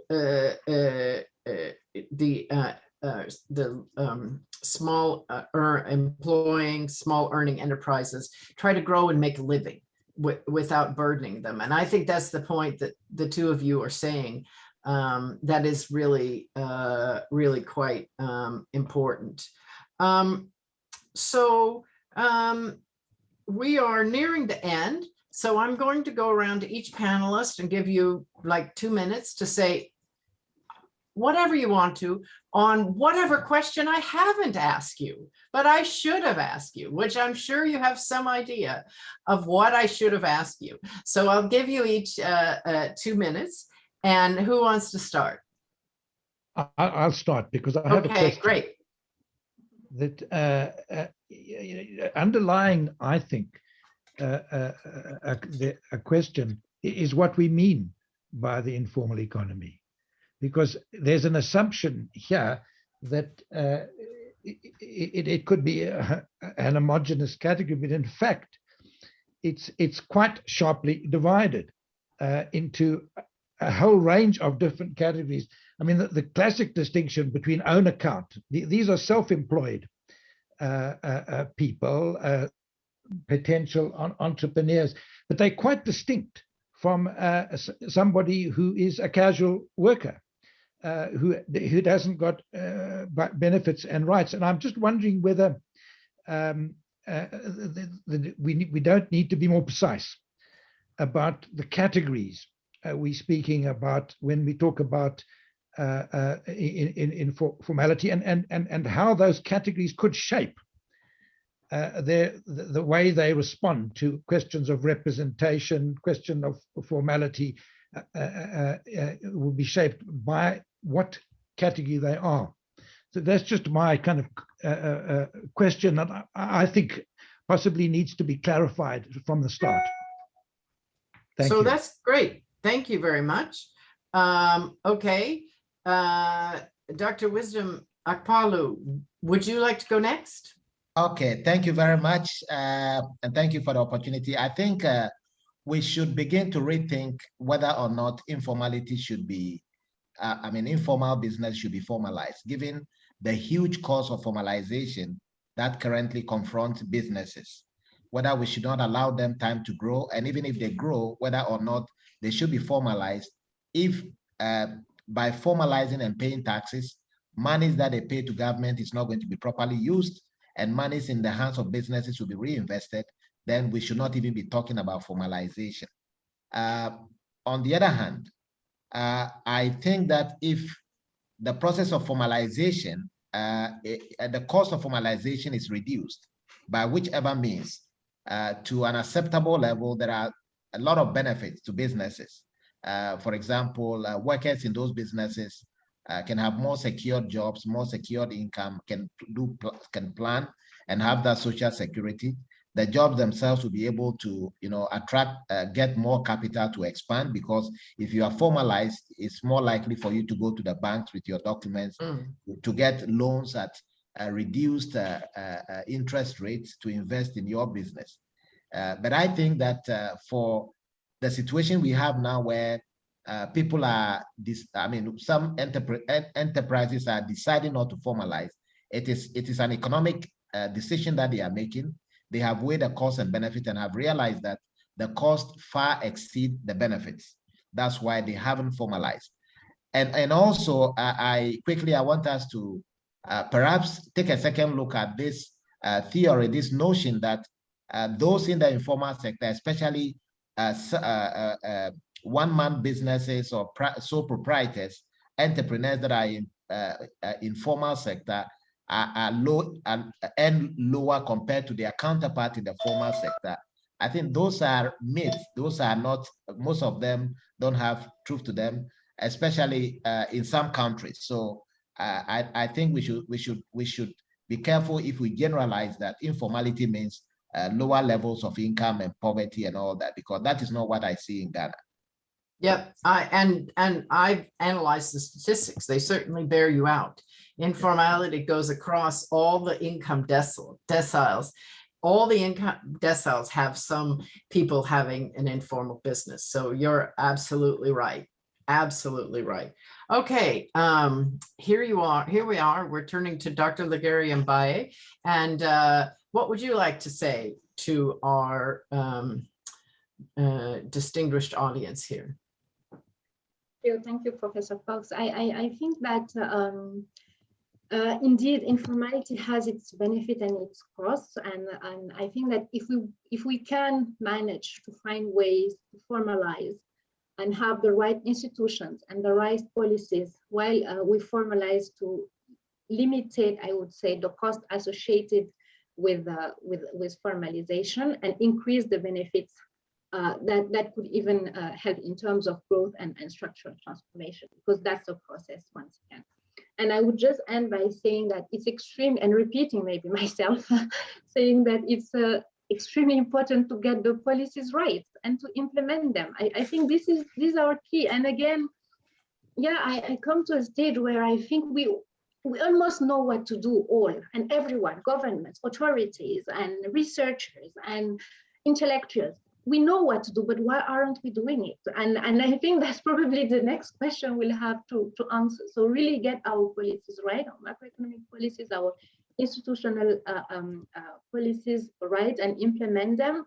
And I really would like to end on a hopeful note and saying that Africans are not waiting. They are not waiting for reforms to take place. They are not waiting for governments to do their jobs. They are already taking initiatives, and they are already adapting, adjusting. And really, I think the challenge from a policy perspective is how do we help scale up all the initiatives that we've discussed throughout at the continent level. Maybe at the sub-regional level first, because I do believe in that, and then at the continent level. And I think that would be really key. And we've seen, for example, in Ghana, in Accra, that Google had opened in 2019, an artificial intelligence research lab, for example, which is the first in Africa. We have the African Institute of Mathematical Science in Kigali. So there are really lots of stuff, even in the health sector now, with the use of drones and with the use of mobile phone to have some prevention against epidemics and so on.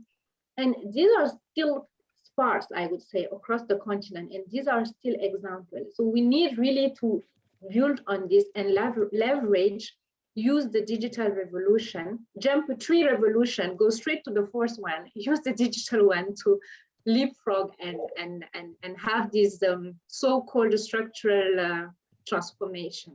Thank you. That's great. That's a terrific way to end. And I do like ending optimistically. It's my own view that the solutions to Africa's problems will come from Africa and not from the North.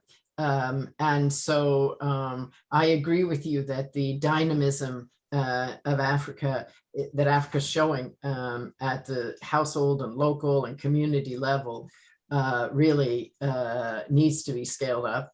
And I'm hoping the African Development Bank is certainly going to be part of that story. And I'm certain that AERC and the research that you commission and the discussion of the policy issues is also going to be part of that story, because AERC, after all, is committed to developing economists to develop better policy in Africa. And so I certainly have high hopes for the work of AERC and for these kinds of discussions. I'd finally like to thank everyone who was in the audience. Many of you were very patient and waited and offered some very interesting questions and perspective in the chat. And I hope that you also have enjoyed this session. And I wish you all, many of you, a good evening, some of you a good day. And I'll close the session with that. Thank you very much. Yeah. Thank you very much. Thank you to Thank you. Thank you. Thank you, Richard. Thank you. That was great. Yeah. Thank you. Yeah. Great to see everybody. And great to see you, Njuguna. Send me an email. Let's chat sometime. Yes, I'll do that. I'll do that, Ruiz. Yeah, I'll send you an email. Thank you very much. Okay. All right. Take care. Take care. Bye. Wisdom, great to see you too. Hope things stay good in Ghana. Likewise. Thank you so much. And very nice to meet you, Lingueri. Very nice to meet you. Yeah, nice to meet you as well. It was really nice. Thanks. I enjoyed it very much. Very dynamic. Yeah, it Thank was All really right. great. Well, stay in touch. It's very nice Okay. to meet you, and I admire a lot of the work that your group does at the Okay. African Development Bank. Thank you. Thank you. Okay. Bye. Bye. Bye.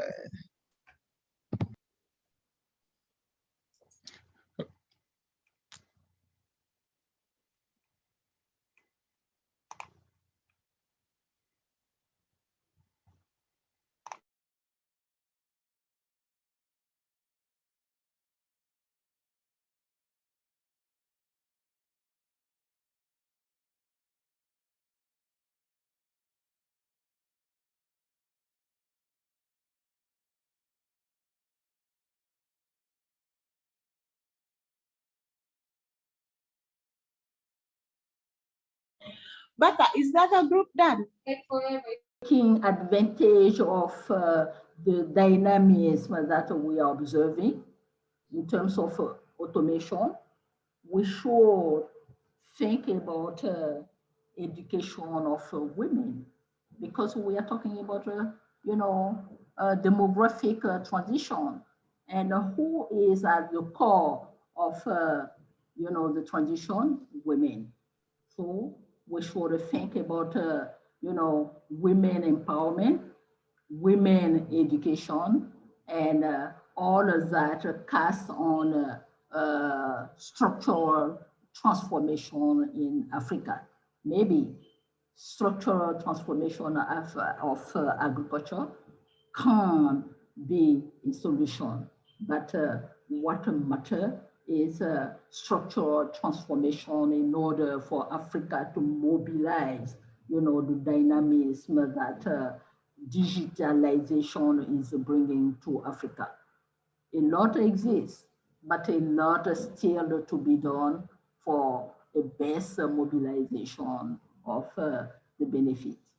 And at this point, I would like to give the floor to, the ED, and first to Theophile, then to the ED. I'm blessed to have, the ED in my group, and I will not terminate, I will not conclude without hearing from, the ED. So Theophile, and then the ED. Thank you, Bernadette. Thank you, Madam Chair. And I can only join you to thank our panelists for the strong contribution to this roundtable. And we still have, and also the participants, and also you, Madam Chair, for chairing this roundtable.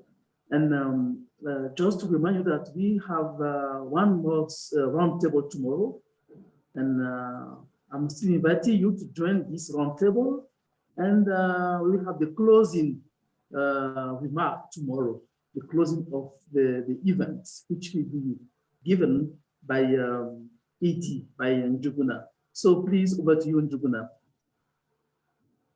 Oh, thank you very much. And by the way, Bernadette, that was a great session. I kept moving from one group to another.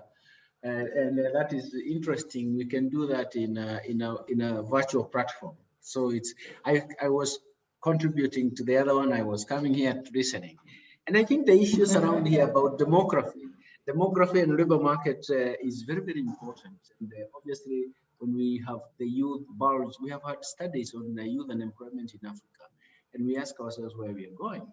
But the whole issue is that the economy is not able to absorb the youth. But it is not because they're not making job opportunities, but I think it's that the economic activity is not diversified enough. We have talked about economic transformation for many years.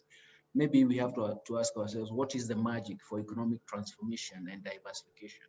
These are issues that will be with us, especially when we define the work in the global south. This is going to be very important for us. So it is. We are getting ready to see how it will be done.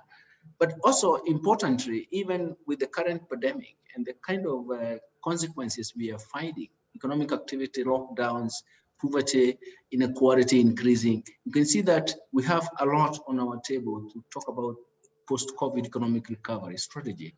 And one of them will involve what happens to the demographic dividend, what are we going to do about youth employment, and how are we going to structure our labor markets so that they are actually responsive to the economic activity. These are very important issues. And as Theo has said, we still have one more day to go tomorrow. And after tomorrow, by the end of the day tomorrow, perhaps we'll perhaps define the way forward in terms of this work on Global South, and at the same time, have some closing remarks. Thank you very much for participation in today's panel. I'm very excited about the works and the ideas that are coming up. And I think today I was able to go to both. Yesterday I was confined to one because I was also moderating one. So essentially today I was quite maybe more flexible. Thank you very much, and good evening from this end. Thank you, Njuguna. Thank you, Raouf. Thank you, Francis. Thank you, Eleni. Thank you, everybody. Thank you, AERC, for inviting me, giving me the opportunity to participate. Thank you so much. And let me thank the moderator for a great job. Well done. Thank you, Bernadette. Okay. Thank you. And see you all tomorrow. Okay, thank you. Thank you, everyone. See you tomorrow. Okay, see you tomorrow. Okay. So, Berta, the hall is for you now to close the session. Victor, thank you very much. I almost forgot you. Victor, our rapporteur, what would we do without you? Thank you very much. Thank you, ma'am. Don't worry. I'm okay.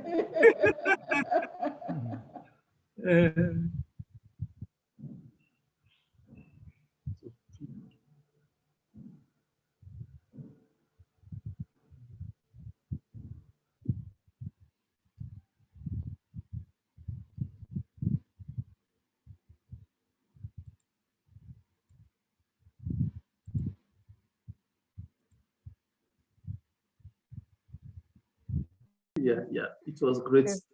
Thank you so much. Yeah. You're welcome. Yes. And but why are you hiding yourself, Catherine? Catherine? I'm hiding myself. Yes, I can see you just hide, boom, your picture. No. Yeah, I am. I'm going. I don't want to come. Hey, Mama. Mama. Please, Victor. Yeah. Aha! Now I've seen the face. I'm happy. I'm happy. Please, you guys show yourself, show how beautiful you are. Hi, Victor. Hey, Mama, how are you? I am fine, thank you. How are you? Long time. Yes, ma'am. I saw you yesterday, but you didn't bring. You see my Eva, Can you see Eva. the hair, everything, how she, Eva, what did you put there? What did you put there? Is it nice? Which one did you put there? It's like an African queen, I'm telling you. So my dinner will be great tonight. Seeing you guys. Definitely. Enjoy the dinner. So thank you, Theophile. Help me thank Beata. She sent the recorded version, which is okay for us here. Thank you. And thank you, everybody. Catherine, thank you. You do take care. All right. See you guys tomorrow. And see you tomorrow, okay? Bye-bye. See you tomorrow, Prof. Okoro. Yeah.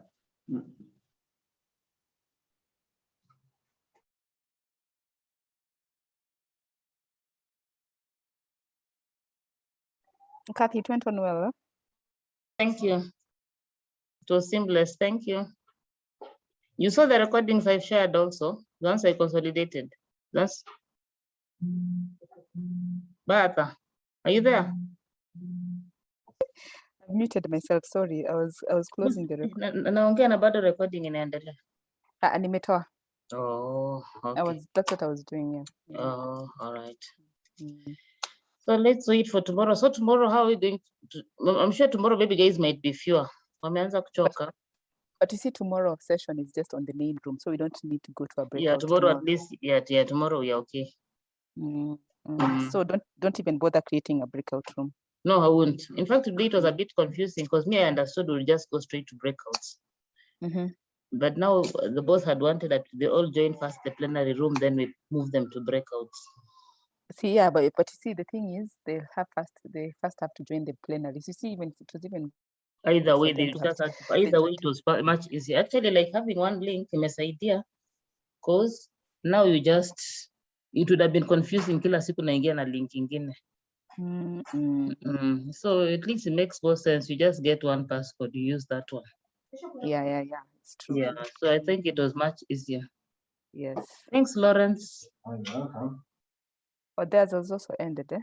No, but you know, Lawrence was not even in today's. He's provided so much support. We've been working with him behind the scenes, and I said, you know, Shamba Kias. I'm even seeing Nani's. I'm even on Max, Nini, the one he's chairing for NH. Now, hebu nikuulize Bata. Hii vitu umejifuzia wapi ama umejifunza tu kisomanga kila siku Zoom? I get a challenge, may go to Zoom and check. Acha nikwambie. Let me tell you the other, you know me, my problem has been nikiwanga na hivyo Baraka huwa ananisota haraka. Hey, sasa ikanifanya nikakuzoea mtu kufanyia kitu ni mbaya. So mimi nishazoea tu na switch on, but sometimes I want Baraka, are you come when we're working from home? He's there. So I used just to like do it. Now, but so I'll even even now to check participants, I now found out myself how to check, how to do this. Because I'm too slowly you get there. I'll be interacting with it so much. I know. Even to create the links, nilikuwa na struggle today na mbona sasa hivi tunaikwaje kwa kitu moja. At least Lawrence somehow we figure it out. No, pole too. You just learn it slowly but slowly. Now you become, but because what I've realized, tusitegemee watu wa department zingine, tutaachwa kwa mata. Si urongo baby. In fact, now I felt what you are feeling that day of was it the regional what? Where nothing had been done. Na nikuuliza kama uko unajua. Sungelia. And guys are not interested. Like, you know, me, I've been asked you, in future, there's no point of having meetings with the other departments because I've not seen the value addition. Yeah, but they don't do like today. Where were they? If you ask me, so they say they excuse themselves saying that they have a meeting. How can they be happy? And this thing was diarized long during biennial time. It was. It is a flagship project of the organization. They think just the SPS and the SPS and biennial is a flagship events. No, it was SPS Ikolini. Nimekuambia it was. Alafu wacha hivyo, even to I sent them the program thinking they'll edit zero. If you even look the program on the website vizuri. Ile yangu ilikuwa edited, lakini sasa I think wewe walikuwa naweka realign. Hakuna mtu fikiria hata kuichange. Kwa sababu sio sisi, ni zile hiyo ile yao waliweka. Lakini nikinyamaza nikasema sawa tu. Yeah, but they just keep quiet. Nilisema niko na vitu vingi za kufanya. I don't want to worry about problems I don't. Kama mtu hajaona, I'm not going to be the one to worry about it. I'll just do my things. Yeah. Anyway, sawa. Okay, my dear. Let's hope for tomorrow. Hizi recordings za leo sasa zitakuaje? I think they must you can be. Access. I think I'll see, but I doubt. If you'll be able to. Okay, let me just check right now. Don't worry. Just hold on. Usiendi mahali. Saizi tu hapo tu. Sasa hiyo unaangalia wapi? Niko logged on kwa web on training. No, for today they're on the computer. So it's on your computer. Oh, so nitauliza tu. Gula alikuwa kama ni ya group nini iko kwa computer yake. Even nani was Lawrence na. Yes. Lawrence will show you because I'm thinking it. I'm thinking it's on the computer. Who was recording for labor? Only me. Yes, only you. Do you know even I couldn't even step out? Nilikuwa naomba tu nisifunge screen. At some point I wanted to give what's his name, Tom, but I couldn't.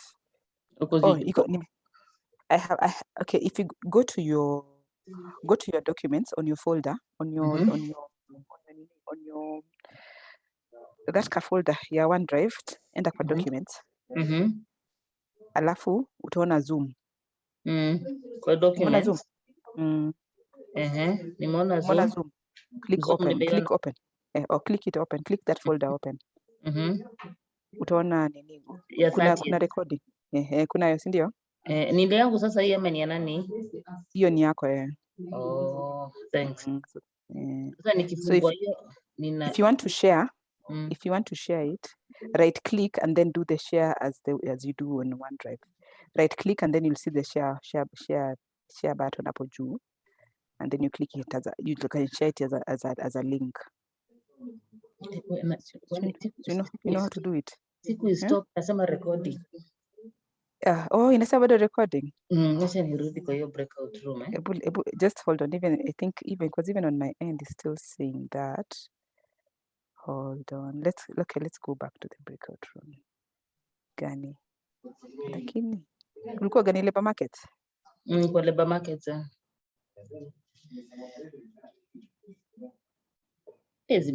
Lakini hao panelists wako thara bwana.